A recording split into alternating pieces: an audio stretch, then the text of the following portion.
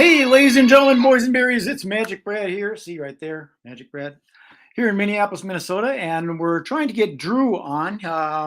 Somehow, technology stuff happens, but here's our presenter for tonight, or my guest. His name is Drew Stevens, Wisdom to Wealth. And I just saw a thing on LinkedIn. He's trying to get on here. Somehow it didn't get through the email, but so we're going to wait for him to show up. In the interim, what I could do is I could show you his website because that does have the information on there. But I just sent him the link. I sent it via email. It might have got blocked. You never know. That's how the internet works. And then I sent it directly in LinkedIn. That's how we got connected. So I sent him the link directly on LinkedIn, and then he's got to allow access to the camera and the microphone so that we can go forward. But in the interim, what I'm going to do, like I said, is I'm going to present his website, and that will be good enough until he shows up here. So here's a little bit about Drew.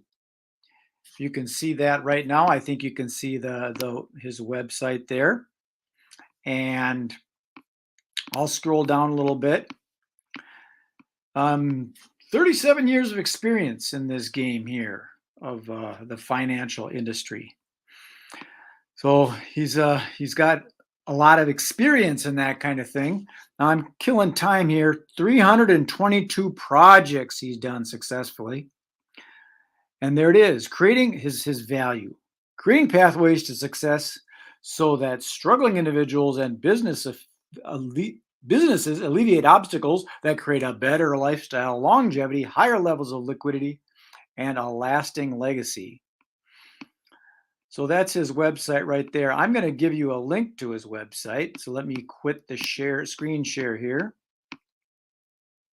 Just like that. I'm back.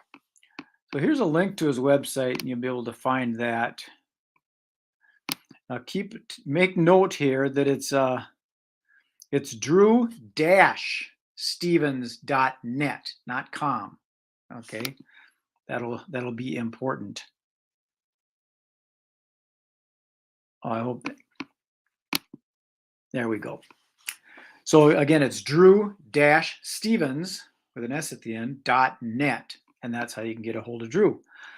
I'm going to check on my phone here to see if we managed to get him through. Where?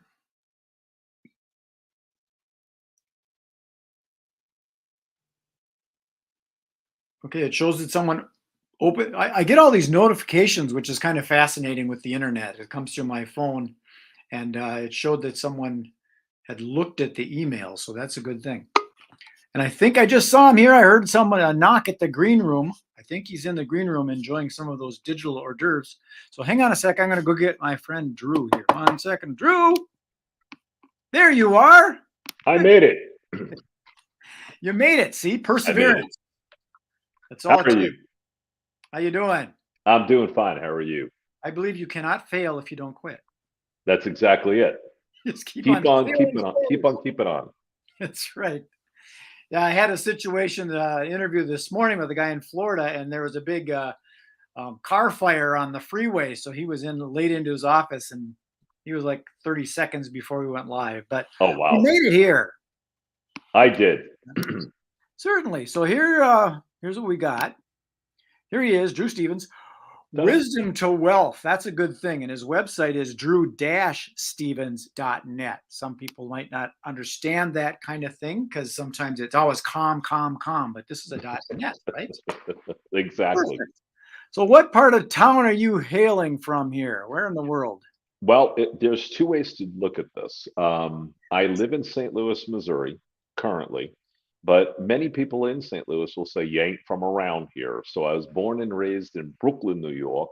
Grew up there for about 15, 20 years and moved out here since, 99 or so. Yeah, you still got the accent. And yep, exactly. I've got that, for cripe's sakes, Fargo. But there you go. Fargo's not Minnesota. I'm from Minneapolis, Minnesota. And everybody says, oh, Fargo. Well, that's Dakotas. Exactly. And it's not Canada, eh? No, it's not Canada. It's close. It's Well, close. That's right. I've never been to Canada. I've been very close. I could throw a rock over the river, but Oh, I've never wow. been to Canada. Been very, very close. Anyways, I showcased your website a little bit as far as what you've got going on and all that. You've been doing this for 37 years? I have. It's been a long time. Certainly. And you're in the financial investments. Is that what I saw? Financial advisory, financial planning. It actually started coincidentally. I wanted to say full time in the mid to late '90s, and what happened was I really started out consulting and advising companies. A lot of that was on the revenue side. It was, and more importantly, it was scaling the organization and helping to scale with efficiency and effectiveness. But the intriguing thing is that because revenue deals with dollars, there are two parallel paths. One of them is making money. The other one is then working with the founder or the owner of the company and saying, okay, so what are we then doing to put money away? Are you using it for retirement? Are you using it to sell the company? Or are you going to use it for estate planning purposes? And so we get into a lot of those intricacies. And so I want to say now in the last probably 10 years, Brad, much more focused on the advisory portion of it and the exit planning for the simple reason it's much more intriguing. I actually got my roots on Wall Street, so bringing that forward now so many years, it's a lot more fun. I've got my fire back, as they say. Yeah, as far as business goes, there's like basically two things. You're either going to build a business so you have a job, or you're going to build a business so you can sell it. Right. And Exactly. some people don't think about that exit strategy. What are you going to do with it? You're going to keep Correct. working until you're 65, 70, 80 years old, or are you going to make it, sell it, make another one, sell it, make another one, sell it, make it, break it up, sell it in different parts. Right. It's exactly, and there's two ways to look at that too. I was talking to a group the other day. It's one thing to have an avocation as your occupation, but at some particular point, you don't want work to take over what you're enjoying doing. And if you're enjoying it, then you want to be able to enjoy the remainder of your life. At some particular point in time, you may decide to walk away. You're too tired, you want some time off, or you know what, it's just become burdensome because it's grown so much that you need a different pathway. And there's nothing wrong with that, but you need to put that money away for emergencies, both emergencies that you're not expecting, or maybe even an emergency that you were expecting. Maybe a parent is ill, or maybe you have this timeshare and you know that you're going to be going away once every, say, 12 to 18 months. And I say emergency because people are in that, oh gosh mode. I got to pack, I got to do this, I got to do that, I have to Yeah. pay for the timeshare. But at that particular point, you at least have resources put away so that it doesn't become an anxiety ridden system anymore. See, my method for doing that, because I'm not good at budgeting and putting things in certain silos and different cans. I tried to learn that from that T. Harv Eker guy, Oh, yeah, things in different spots. But my method was for my checking account, I would just round it up. If I wrote out a check for $76, I round it up to 100. sure. And that way, when I look at my bank account, okay. And then when I really look at it at the end of the year, it's like, hey, there's $5,000 in here. Where did it go? Yeah. So I have to trick myself to do it. Right. And I made some mistakes when I was young because I did do I think it was like a Dean Witter, you know, Oh, yeah, I remember them. Sure. I think it was them way back when. And it started getting some money, and then some stuff happened, and then it wasn't money. And I thought, heck with this, this ain't working. I'll just get rid of it. I'll Right. just spend it. And that ain't the way to do it. You got to put it up. So now I'm invested in real estate investment trusts Good for you. with a SEP from a business I had, and that's where I put it, because real estate Good idea. pretty solid. It's, you know what? It's a great alternative investment. And when I say alternative, it's different from stocks, bonds, and everything else. It, to a certain extent, it's a safe harbor because real estate does increase year over year, with the exception of this year, just because of inflation and where we are. But it's going to go back up, just like the stock market is, just like the S&P 500 is. It's not anything that anyone needs to worry about, and it's a great alternative place to put your money But it if takes you want someone to. like you to actually look at all that stuff. Myself, I don't quite understand it all. So I look at something like, okay, real estate, it's a roof over your head. Right, Maslow's hierarchy of needs says you need security. So when times are good, you buy a vacation home. When times are bad, you get a storage locker. They're both right. real estate. So I just look at it logically like that, so I don't have to deal with the other stuff. And I've got other ways of doing things. I'm pretty frugal with my money. I don't spend a lot. Put it where it's supposed to go. Right. And make my money work for me. No, and it's a great idea. When I talk to individuals, if I may, because I looked at your website as well, just to play off of some of the things I've seen, you're a magician, and a magician is about, magic is perception, magic is an illusion. And as I said, if I may, many investment analysts, even stockbrokers, try to create this perception as they are right now that there's market madness, that the market is free falling, that the market is doing all sorts of things. And I always say to individuals, there's three things that you need to do. Number one, you should be astute enough to at least understand your statements and see where your money is growing or not growing. Right. Number two, you should always seek good advice, because if you don't have that information, just like, with you being a magician, I don't know anything about magic. I would go to you as a coach, mentor, and counselor to help me understand how magic is done and a good way to perform a decent trick. And you want the same thing on the financial side. Sure. And the third is really to stay away from rumor and speculation, because that's what happens with all of these financial markets. It's all driven mostly by rumor and speculation, and the media has a lot to do with it today, Yeah. especially social media. And so if you can keep it at a conservative level and understand what your goals are, so that you're looking at it from a long-term perspective, you're going to be fine. At the end of the day, truly, you're going to be fine. Yeah, I think that it's really not that complicated, but it takes, again, someone like yourself that is on those, what is it, Morningstar and all those different types of websites to understand what in the heck does that mean? They Right, do those little acronyms. I don't know what that means, like CTA, call to action. right. Some people don't know what that is. And if you don't know what it is, it's really hard to read that stuff. Whereas Exactly. people like you're on it every single day. I've got my other stuff to do. The magic stuff's kind of taken back seat, and then I got into event marketing. COVID Right. came along and says you can't do events anymore. That's when I pivoted and did more digital online stuff. Sure. But I did what you did, and it's interesting that you say what you say, because I got involved in the financial markets back in 1985. My first job coming out of college, sans bartending and everything else, was at Merrill Lynch.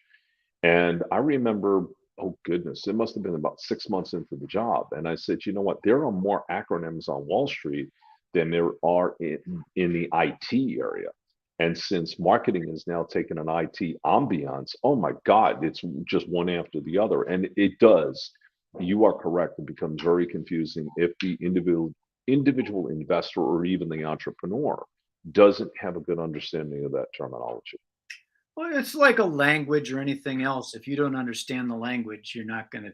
And I Right. don't want to sit there unless someone likes it. They're really into looking at all those little what do they call those? What do they call the little bar graphs when people are looking at that Oh, thing? the little candlestick bar chart. Candlesticks. That's it. Yes. There, I would see a can. You'd be talking about candlestick. This candlestick's too short, and I go, "What do you? What? What?" Yeah, you It's got to true. know the language, and that's It's important. true. And is it supposed to be short? To me, some of that investment kind of thing, you can do it seasonal. You know that the shopping malls are going to be doing pretty good when Right. it's Christmas Right. time. The holidays are coming. And it's going to be different in the spring. They're going to be selling more rakes. In the fall, they're going to be selling more snow shovels. It's all seasonality, Figure but that out. and it's interesting. As I'm a former history major from back in the day in my undergraduate, and I always say to individuals, the markets are very similar to history. They run in cycles. History runs in cycles. There was a World War One. There was a two. There was Spanish American War, the American Revolution. They happened so many years. Were we due for a war? One might argue not Russia and Ukraine, but there was going to be a war someplace. The last time we got into war here in the United States was '91, which was Desert Storm. we look at it from the financial markets. Every 7 to 10 years, there's a recession. It's a little bit over at this point from that perspective. And that's because the pandemic exacerbated the length of where the economy is. So when I hear all of these, if I may, numbnuts jumping down, up and down, saying, oh my God, there's going to be a recession. There's going to be a recession. You know what? I put an Instagram post yesterday, and I'll say it here whimsically. I said, trust me. What goes up must come down. It's Newton's laws of gravity. You don't believe me? I just turned 60. Trust me, gravity takes over at some point. With that in mind, and all kidding aside, we're due for a recession. The economy was going gangbusters.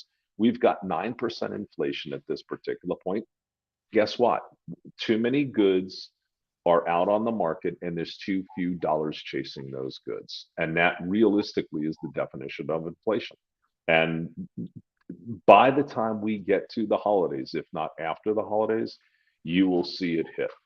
And that's because the holidays are here, so people are compelled to buy presents. But you'll probably see the average amount of presents lower. And that's simply because of the fact that people don't want to spend as much. They don't have as much to spend when gas is up by almost 200%. Eggs and cheese are up by 18, 23%. Utilities are up by about 70%. Where's the money coming from for Christmas presents? At some point, something's going to fall short. Yeah, to me, there's an ebb and flow in everything. Yeah. The waves come in, the waves go out. You inhale, you exhale. Sun goes up, sun goes down. It's the same thing all over. You just got to try and, again, I think the advantage of utilizing someone like yourself is you're doing that stuff, so I don't have to. Exactly. It's creating less labor, and that's what it should be. You should be able to have as little labor as possible in looking at this. Now, there is a lot of rules and regulations. And so when I work with clients, I always say, listen, the discretion is yours. I am not making any decisions for you. None, zip, nada. We're doing this together. But you will know because you now advised and you have the knowledge to be able to make that decision, and an astute decision at the end of the day. Do you have a specific ideal client that you work with, that you prefer to work with? It's a great question. Two of them, and let me talk in terms of specifically your show, but let me do the first one and then your show second, excuse me. Typically, most individuals I deal with are between 45 and 65 on an individual basis. They're looking at retirement planning and estate planning. And that is because 67% of individuals lack the proper insurance they need and lack the proper contributions that they need into retirement. And like you, my wife's story is I messed up at the very beginnings of my career. So I want to illustrate through my resources, my why I want you to become healthy, wealthy, and wise, as it were. On your side of the fence, I deal a lot with entrepreneurial businesses, family-oriented businesses. That's actually how I got my start in consulting. I was working quite often with individuals that owned a business.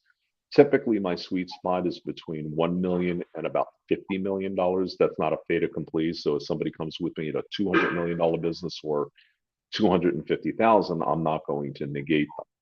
But what I oftentimes find in working with individuals on that premise are two things.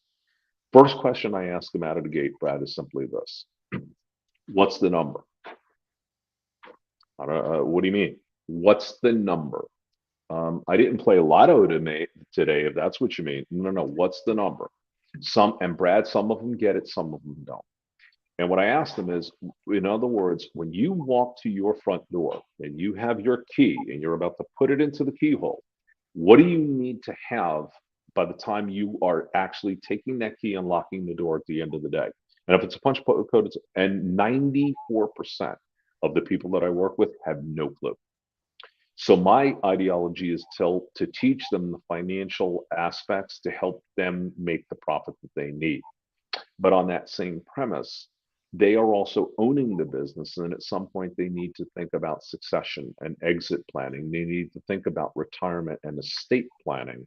And those are the individuals that I work with. Those that are running a business have not really had that financial astuteness and really need the knowledge transfer to help them save money, make as much as they can, and put it away for legacy planning at some point in the future. Okay. Well, I started an exposition management company with a friend of mine, and he was savvy enough to say we're going to have a SEP program, and so that's what we did. We had that matching funds going into that every single pay period. So Right.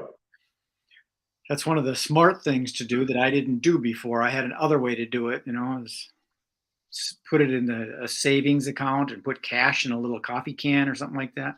Right. That doesn't And, grow. and cash is not bad. With the market volatility the way that it is right now, cash is not necessarily a bad thing to have. Mhm. But what you want to be able to do, and this is where one of the, let's go back to the individual people I deal with. I speak a lot to teachers or university instructors, even Teamsters, and they're using pensions or they're using 401ks and IRAs. The maximum contribution is between 5 and 7%. If you take the amount of money that you make per year, and let's just call it $100,000, and every paycheck, all you're putting away is 5 or 7%, you're probably going to come up to retirement falling short by between 35 and 40,000, but 35 and 40%. Right. So if you're that short, how are you going to make it up?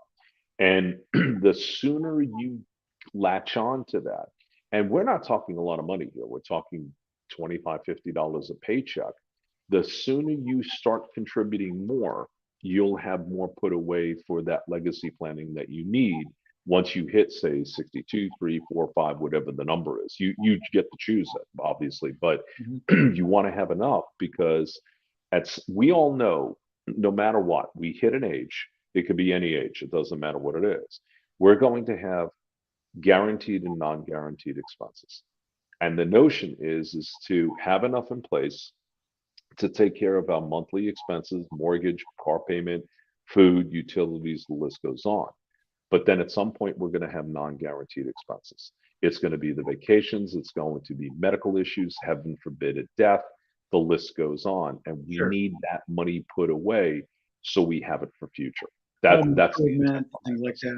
that. Yep. So we've gone for a little over 20 minutes. So I'm going to ask you a question. We can kind of leave with that because we're in that place right now where some people are panicking. What's going to happen? Everything's going to die. What's your thoughts on this whole? It's all going to collapse in the digital currency thing, and some people are saving like little liquor bottles and stuff, using that as currency. And I got a friend that's buying bullets because he doesn't even have a gun, but he thinks that's Oh going to God. be currency. That's going to be currency later. People are going to want liquor and cigarettes and bullets. Is that crazy thinking? No, it's not. Well, here's the thing. Crazy thinking, Brad, was the individual, if I may, loonies that were stockpiling toilet paper during the pandemic. Somehow COVID-19 was a need to go out and buy cases, or might I say, 18 wheelers worth of toilet paper. Here's what I find. Here's what I am finding today. I don't want to say them by name just because of litigation purposes, but there are one or two CEOs and a number of individuals that work on Wall Street that are driving panic into the markets. One of those individuals attempted to do this earlier on this year, if not the latter portion of last year, by saying that oil was going to hit $200 a barrel. Well, guess what happened in February and March of this year? It went to close to $130 to $140. Why? Because that's what he told his traders on Wall Street to take the market to. He's now telling everybody, as well as others in his little quorum, the market's headed for disaster. The market's going to melt down. The market's going to, first of all, number one, the market's not going to melt down because the Fed has done a great job And I truly believe that Chairman Powell has done a tremendous job in monitoring what's happening. The fact that they keep pushing the basis point up by 75 basis points each quarter is illustrating the fact that they are trying to control heavy inflation as well as what's happening. We have two issues here, actually three. Issue number one is we have a plethora of supply chain that is sitting on shelves that needs to be sold. And because we, for the most part, were printing money during the pandemic and just giving it away. Here, churches take some money. Here, oh, you haven't worked in 5 years, you take that amount of money. Oh, you have a small business, these PPP loans, people were sitting on cash like there was no tomorrow. That's how Right. these meme stocks got created. And so people have the extra income right now to spend that money. And that's why we are where we are. As soon as the gas starts to hit the pedal, to drain, excuse me, not hit the pedal, but starts to drain. And we're starting to get to that right now. We really are. People are starting to run out of that money. That's number two. And last but not least is number three. And that is the fact that with the tampering of the inflation, with these rates, with the way that the SEC has done a tremendous job of monitoring the markets and monitoring the banks, it's not going to precipitously fall.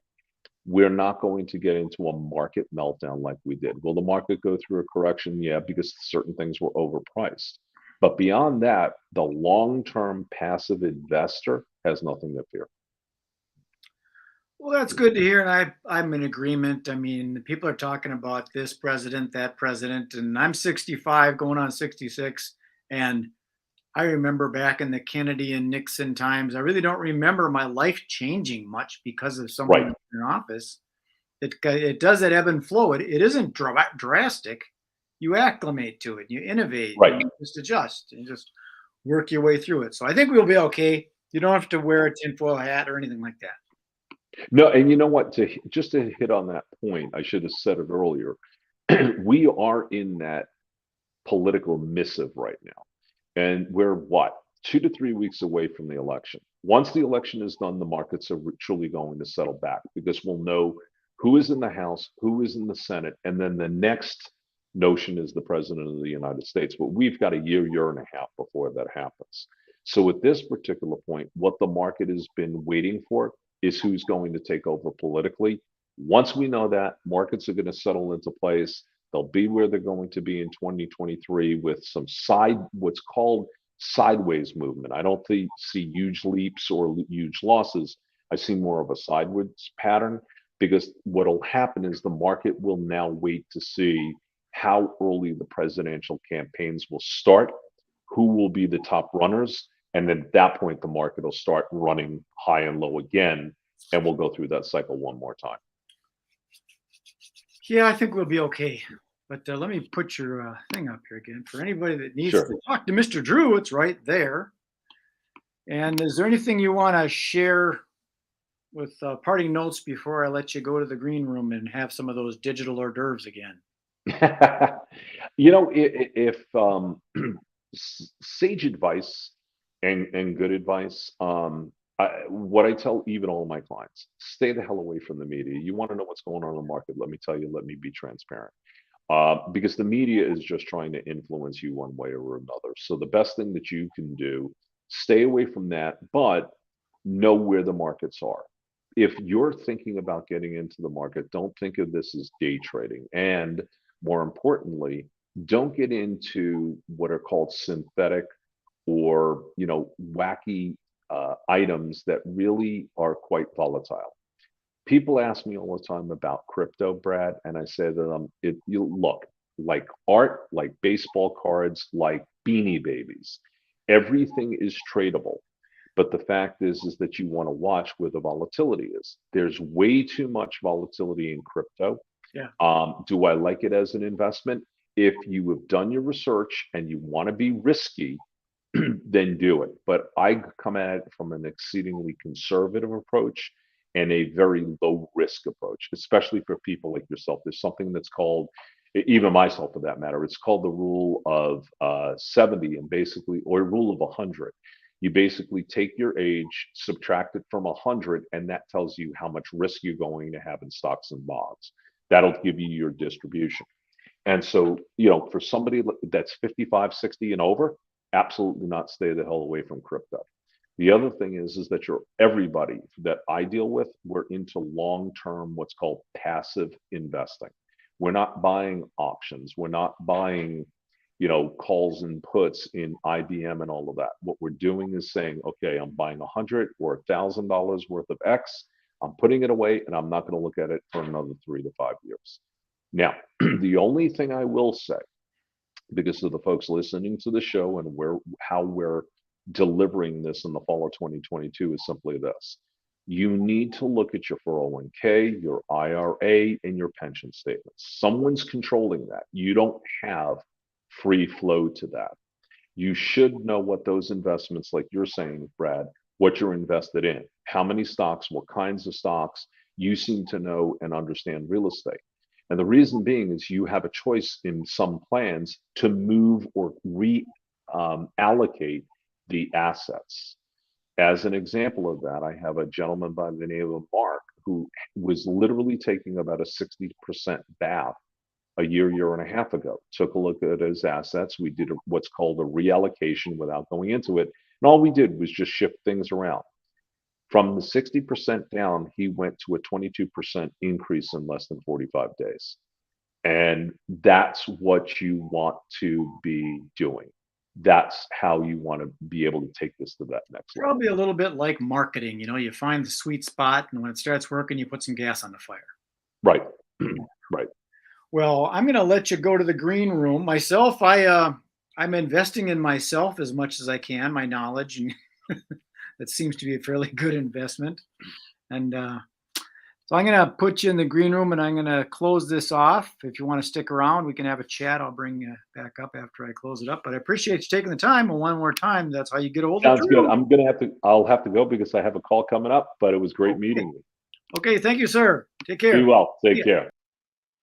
Just like that, there he is, Mr. Drew. And let me put his little, that's him right there. And if you want to get a hold of him, once again, it's easy breezy right there, drewstevens.net. That's how it's done. So I hope you enjoyed the show. Peace, love, and happiness. Enjoy the rest of your day. Be good, be kind, be nice. See you later. Bye.